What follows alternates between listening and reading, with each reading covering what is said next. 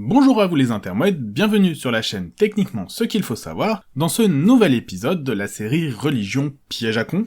Aujourd'hui, nous allons voir ensemble comment ne pas comprendre les données, ou comment en créer quand l'on veut faire croire que l'on a raison et que l'on n'a strictement rien à dire.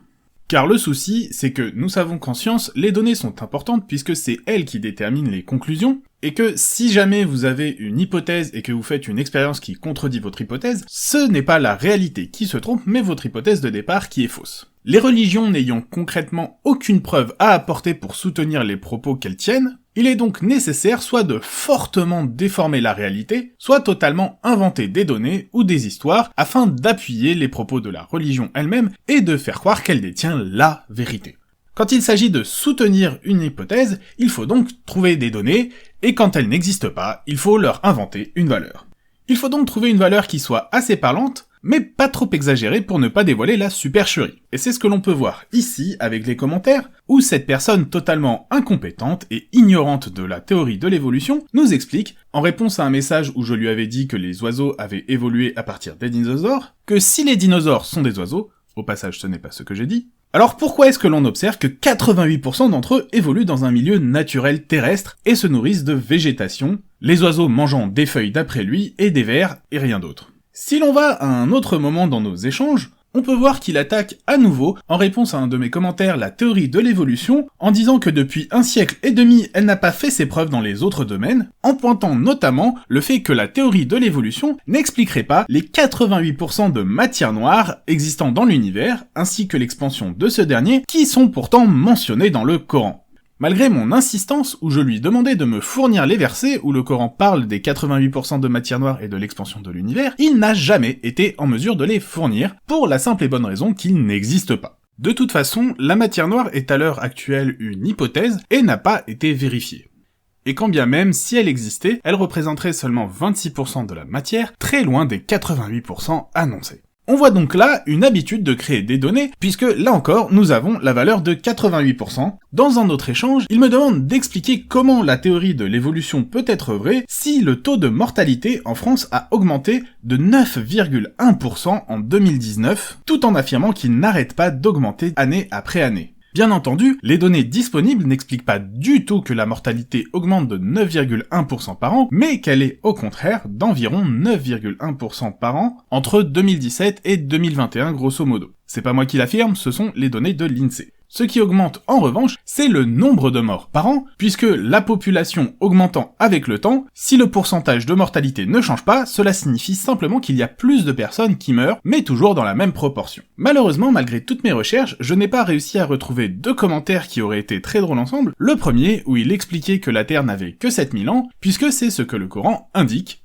et le second commentaire, où il affirme que cela fait plus de 10 millions d'années que le cerveau de l'homme ne fait que diminuer. Cependant, ce n'est pas grave, même si c'est un peu dommage, puisqu'il y a un autre commentaire très intéressant, où il nous affirme que cela fait 100 000 ans que l'on remarque que le cerveau de l'homme devient de plus en plus petit, et que le cerveau de l'homme moderne serait 15 à 20 fois plus petit que celui de nos ancêtres. Déjà, vous le savez peut-être, la taille du cerveau a augmenté au cours de l'évolution dans la lignée humaine, puisque l'on peut voir de l'Australopithèque jusqu'à l'Homo sapiens une augmentation du volume crânien. Le cerveau des hommes modernes a une taille d'environ 1300 cm3. C'est une moyenne grossière entre la taille du cerveau chez les hommes et chez les femmes qui est légèrement différente due à leur différence de taille. Cela fait donc un cerveau qui fait à peu près 1,3 litres, et d'après ces affirmations, que ceux de nos ancêtres étaient 15 à 20 fois plus gros que les nôtres, cela signifierait que leur cerveau aurait un volume compris entre 19,5 litres et 26 litres. Grosso modo, ça ferait un cerveau de plus de 20 kilos, ce qui est énorme. Je rajouterai juste un petit truc, si effectivement nos ancêtres avaient un cerveau plus gros, et que le nôtre a diminué d'après ses dires à cause de l'utilisation de la technologie, cela apporterait bel et bien une preuve que la lignée humaine aurait évolué. Je rebondis rapidement sur un commentaire qui en lui-même ne parle pas de valeur ou de quantité, mais qui va m'être utile.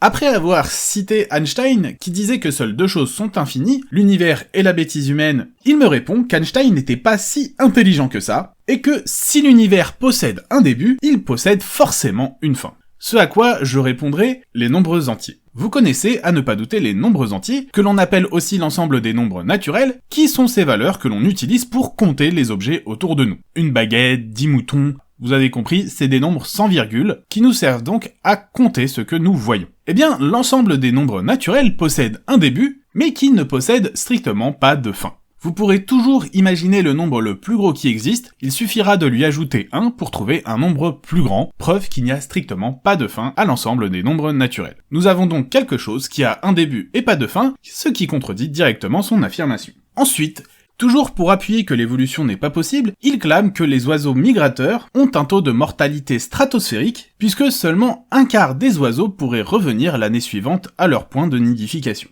Alors, de temps en temps, il faut reconnaître quand il a des capacités, et je reconnais qu'il sait que 1/4 plus 3/4 ça fait la totalité, puisqu'il affirme que 3/4 des oiseaux meurent en chemin dans un autre commentaire.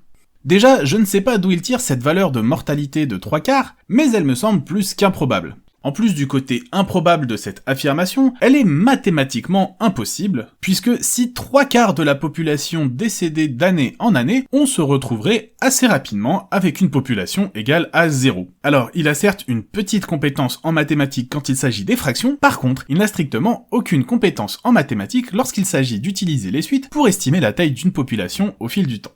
Enfin, quoi de mieux quand on invente des données, de voir que l'on finit par se contredire soi-même. Alors certes, il y avait le commentaire qui disait que la Terre n'avait que 7000 ans, et celui qui disait que depuis 10 millions d'années, le cerveau de l'homme diminuait, mais n'ayant pas retrouvé de traces écrites de ces commentaires, je ne vais pas considérer ces derniers dans la vidéo.